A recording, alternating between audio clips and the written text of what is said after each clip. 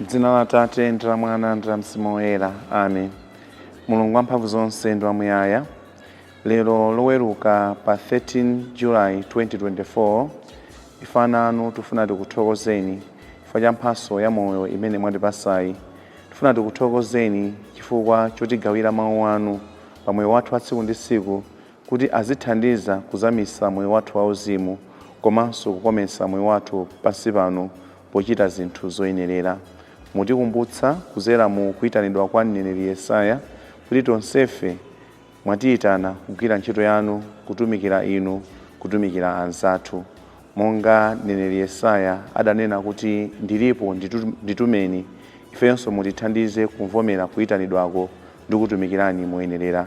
Tikupemphani mudalitse anthu onse amene akuzozedwa tsiku la lero ngati adikoni komanso ansembe amene anazozedwa kukhala atumiki anu makamakaso mwezi uno wa Julayi ndi miyezi imene ikubwerayi, kuti azikumbukira kuti mwawayitana pakati pa anthu kuti achite kufuna kwanu. Mutithandize kusaopa potumikira inu monga momwe Ambuye Yesu akutiwuzira mu Uthenga Wabwino. Mukhale nafe tsiku la lero ndi kutiteteza ku zoopsa zonse. Mwa Yesu Khristu Ambuye athu. Amen. M'dzina la Atate ndi la Mwana ndi la Mzimu Woyera. Amen. Mawu oyamba akuchokera m'buku la Prophet Yesaya mutu 6 ndi 1 mpaka 8.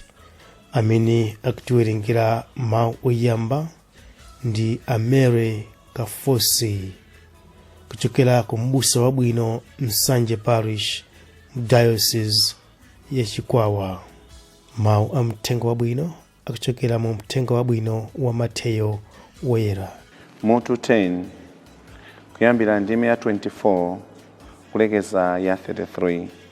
Amene akutiwerengera mawu a mthenga wabwino komanso kutigawira mawu ndi Reverend Father Stephen Likucha kuchokera ku St. Ignatius Parish, Malawi Police Headquarters, Area 30 mu Archdiocese ya Lilongwe.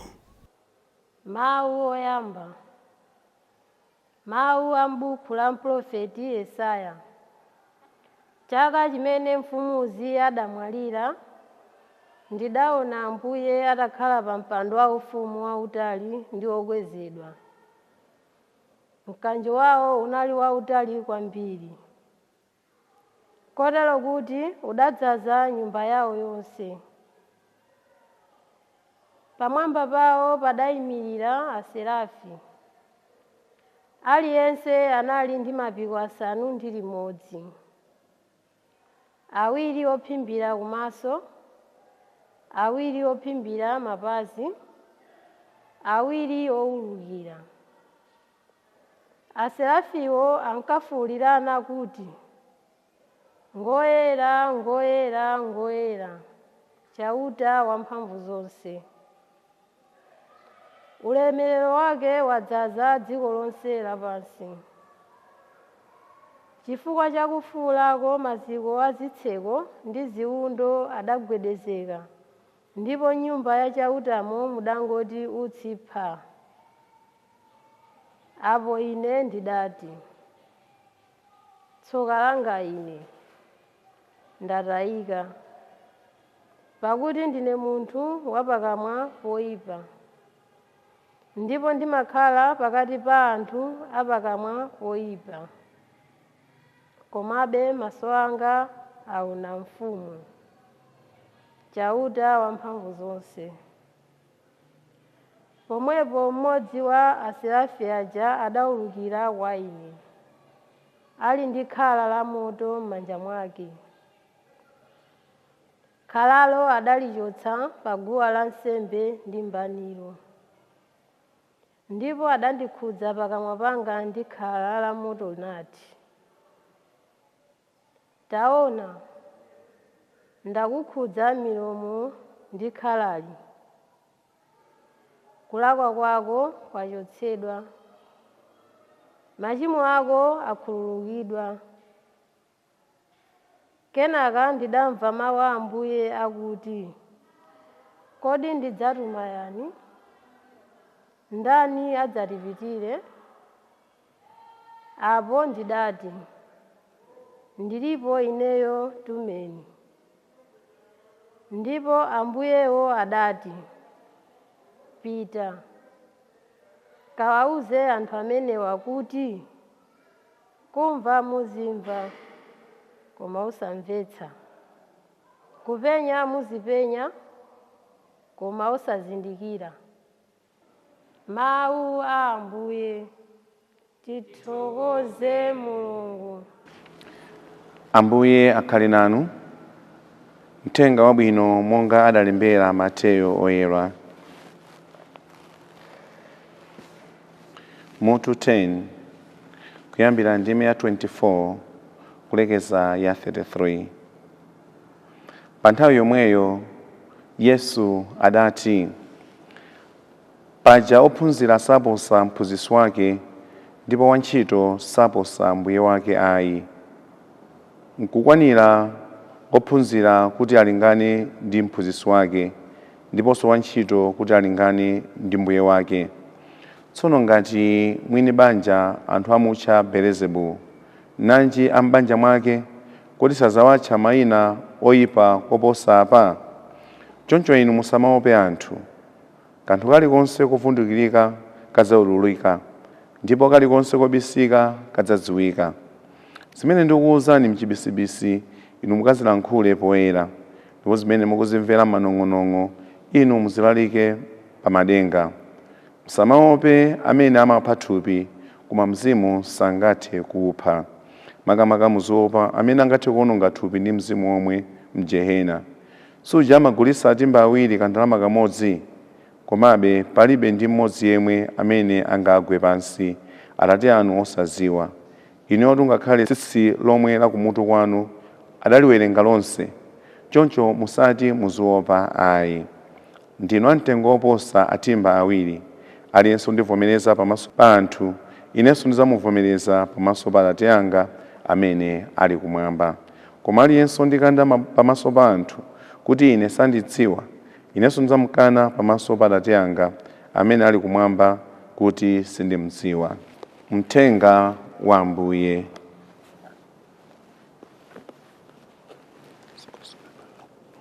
Abale ndi alongo okondeka mwa Ambuye, lero loweruka pa 13 July 2024 pamenenso tikukumbukira Henry Woyera kapena Harry Woyera.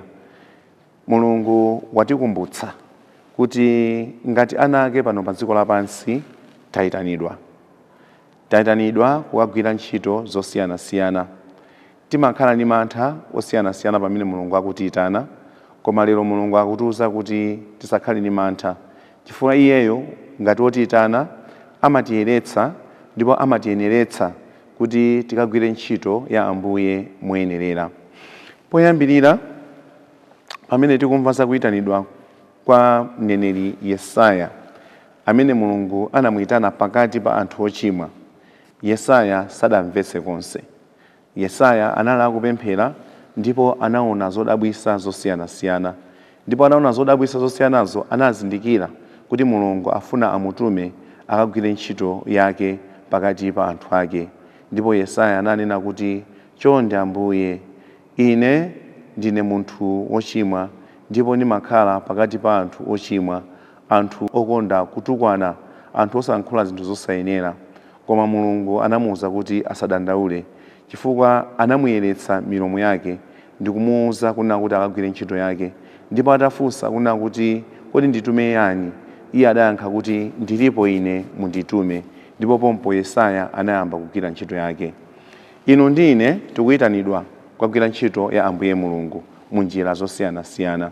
Tikuyitanidwa ngati ansembe, amene ansembe akakhala ayitanidwa ena mwa iwo kusogoloko azakhala abambo mfumu, avikajeno, kukhala othandizira maepiskopi, kukhala maepiskopi, kukhala akadino, even kukhala apapa amene. Tikuyitanidwa kutumiki ngati umenewu. Tikuyitanidwa kutumiki ngati asisteri, tikuyitanidwa kutumiki ngati abrother, tikuyitanidwa kutumiki ngati akhristu amene tizikhale asogoleri ampingo m'madera osiyanasiyana, kumaparishi kwathu, kumadayosisi kwathu, ku machechi kwathu, kumphakati kwathu, kakhalenso tikuyitanidwa ku banja kwathu.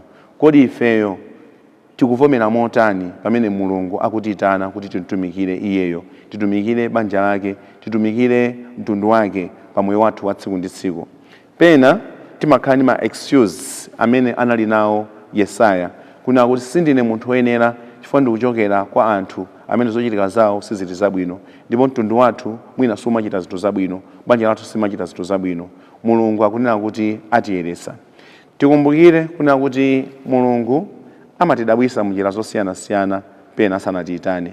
Ngati mukumbukira bwinobwino anamudabwisa Mose tikamawerenga buku la Exodo mutu wachitatu 1 mpaka na 5, anamuonesa chisamba chikuyaka koma sichimapsa, chimayaka koma osapsa. Anamudabwisa Petro tikamawerenga Luka mutu 5 ndi yoyamba mpaka na 11, anamudabwisa Petro pamene nthawi ya masana imene anthu amaganiza kuti si nthawi yokupha nsomba, Petro anapezeka kuna kuti apha nsomba. Ambuye Yesu adamuwuza kuti aponye makoka kozamako. Ndiye Ambuye Yesu amadabwisa anthu mosiyanasiyana akafuna kuwayitana. Tikamawerenganso uthenga wabwino wa Luka anamudabwisa Zekaraya pamene anasiya kulankhula ndikumuwuza kuti azakhala ndi mwana wake wamamuna ndipo azakhala Yohane Mbatizi.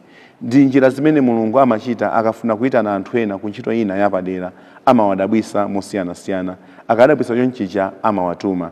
Ndi apanso tikuona Yesaya akudabwisidwa, akuona zinthu zimene sanazione ndi maso ake chiyambire, ndipo kumapeto kwake akumfunsa kuna kuti kodi nditume yani. Ifeyonso Mulungu amatidabwisa, angatipasa zaulere zosiyanasiyana, zinthu zimene sitimaziyembekezera kuti zitichitikira pa moyo wathu wa tsiku ndi tsiku. Kumapeto kwa zimene zija Mulungu amafuna kuti atiyitane, atitume tikagwire ntchito yosiyanasiyana imene Mulungu afuna kuti achite. Koma azatiyitana ngati ife taonesa chidwi chapadera kuti kodi zimene zandichitikirazi Mulungu afuna ndiuze zotani.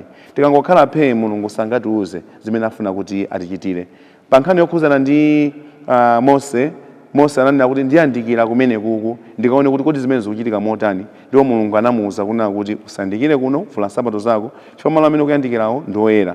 Ndipo atandika kumalo kuja anamuwuza zochita, katuluse kathandize anthu anga ukapulumuse ukapolo umene akumana nawo. Nayenso Petro oyera ataona zodabwisa anakagoda pamaso pa Ambuye Yesu ndikana chonde mundichokere popeza ndine munthu wochimwa. Depart from me for I am a sinner. Ndipo Ambuye Yesu anamuwuza kuti sukhalanso msozi wa nsomba, ukhala msozi wa anthu, iweyo undisate. Ndipo tikuva anasiya zonse ndikuyamba kusatira Ambuye Yesu. Yesaya nayenso ataona zodabwisa kumapeto kwake Ambuye Mulungu anafunsa kuti kodi nditume yani, angandigwirire ntchito imeneyi ndi ndani? Yesaya anavomera kuti ndilipo ine, nditumeni. Ndipo anamutuma, anamuwuza zochita. Ifeyonso tikaona zodabwisa zosiyanasiyana pa moyo wathu wa tsiku ndi tsiku zimene sitimaziyembekezera kuti zitichitikira, tiafunse Ambuye Mulungu kuna kuti why are you doing these things to me?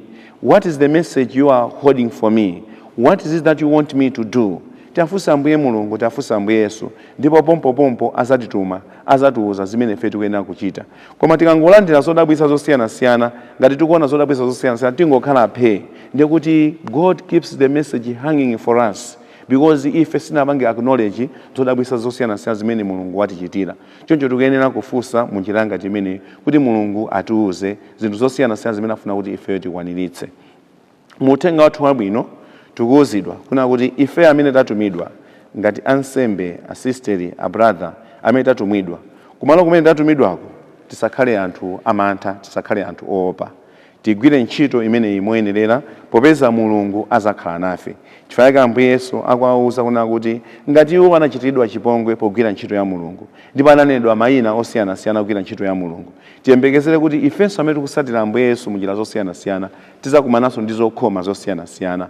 Anthu azatichitira maupo osiyanasiyana kuti tilephere kugwira ntchito moyenerera.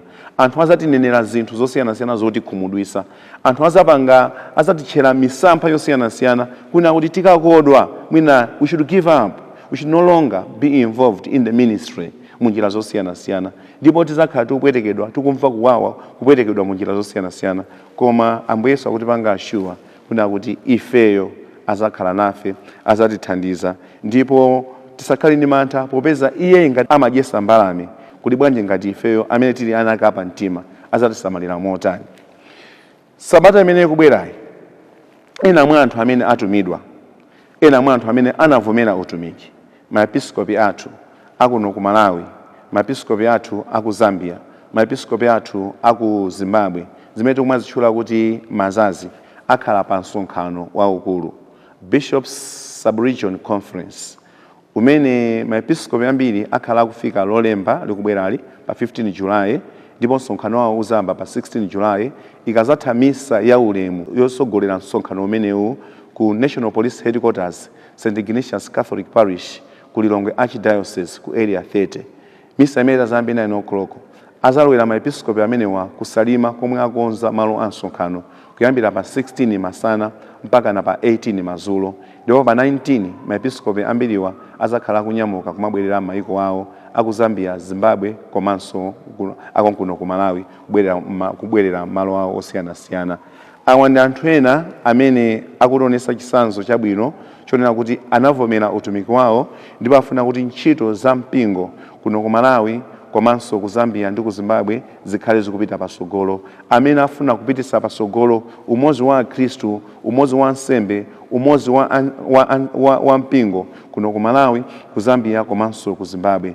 Amene afuna aonetsetse kuna kuti nkhani yokhuzana ndi maphunziro, nkhani yokhuzana ndi umoyo wathu za health, nkhani yokhuzana ndi chilungamo komanso mtendere, nkhani yokhuzana ndi umoyo wabwino good governance, nkhani yokhuzana ndi umodzi pakati pathu komanso kugwirira ntchito moyenerera ngati amodzi ikhale kupita pasogolo pa mayiko atatu angati amene wawa. Msonkhano umenewu ukhala wachiwiri utatha msonkhano woyambirira umene unachitika chaka cha 2020 ku Lusaka pamene maepiskopi aku Malawi, ku Zambia komanso Zimbabwe anakumana koyamba. Choncho ndi msonkhano wachiwiri umene uchitika kuno ku Malawi. So ndinati msonkhano wachitatu zaka zimene zikubwerazi uzachitikira ku Zimbabwe. Chifukwa mayiko atatu amene wawa afuna aonetsetse kuna kuti umodzi wawo mu mpingo wa Chikatolika ukupita pasogolo. Iwo ngati anthu otumidwa akudziwa kuna kuti ali mbali imodzi ya bungwe lija la Ameseya momwe muli mayiko osiyanasiyana amene amakhala ogwirizana ochitiranso zinthu zimodzi chigawo chinocho chakummawa kuno ku Africa imene ndi dziko la Zambia ndi Malawi. Popeza anzathu aku Zimbabwe aliso mugulu lija la mabungwe ama episkopi a chigawo chaku Africa koma kumwera kwa Africa. Iwopo kumana limodzi ngati sub-region conference Malawi, Zambia ndi Zimbabwe sizosonyeza kuna kuti akuchoka magulu awo angati amene wawo ayi, koma afuna kungopitisa pasogolo umodzi umene ulipo pakati pa mayiko amene wawa Malawi, Zambia komanso Zimbabwe. Ndetu kunena kuti iwo ngati anthu amene avomera utumiki wawo monga momwe Yesaya anachitira afuna apitirize kulalika uthenga pitisa umodzi pakati pa Khristu, opitisa pasogolo moyo wathu wauzimu komanso olalikira za chilungamo ndi mtendere mayiko angati umeneyo kuna kuti tonsefa Khristu nafenso tizichita chimodzimodzi. Ena kapena zina mwa zinthu zimene tikuyenera kuzichita ngati anthu otumidwa ndikuonetsetsa kuna kuti umodzi wathu ukupita pasogolo komanso moyo wathu wauzimu ukupita pasogolo mu njira zosiyanasiyana. Tiyeni pamene Mulungu watituma ndipo pamene ifeyo tavomera kugwira ntchito ya Ambuye Mulungu tisakhale anthu amantha, tigwire ntchito imeneyi kumalo kosiyanasiyana, tigwire ntchito imeneyi kumalo kwina kulikonse kumene Mulungu akutipempha kuti uthenga wake wa Ambuye Mulungu ufalikire ponseponse. Tikuoneni Maria wachisomo chodzaza, Ambuye ali nanu, ndinodala kupambana akazi onse ndipo ngodalanso mwana wanu Yesu. Maria woyera amayi a Mulungu mutipempherere ife ochimwa tsopano ndiponso pa nthawi ya kufa kwathu. Amen. Henry woyera kapena Harry woyera mutipempherere ife. M'dzina la Atate ndi la Mwana ndi la Mzimu woyera. Amen.